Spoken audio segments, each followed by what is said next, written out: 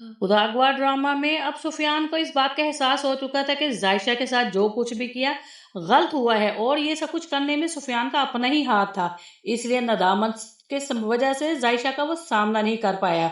दूसरी तरफ आलिया के सामने ये हकीकत भी खुलकर सामने आ चुकी है कि अरीशा माँ बनने वाली है। इसीलिए आलिया एक बार फिर ढोंग रचाएगी और अपनी बेटी को गले लगाते हुए कह देगी कि मुझे अपनी औलाद की औलाद देखने की बहुत ज्यादा ख्वाहिश थी। तुमने मुझे इतनी बड़ी खुशी दे दी, अब मैं सब घर में कैसे सेलिब्रेट करूंगी।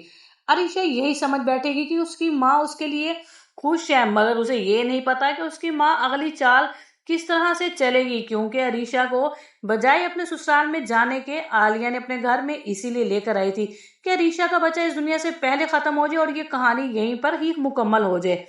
अब जायशा जब अपनी चाल पे चाल चलती जाएगी और अरसलान को हामिद के सामने किस तरह से नीचे गिराएगी। अब अरसलान सारी स्टोरी समझ चुका था, इसलिए अरसलान जायशा के साथ भी अब नई चाल चलेगा।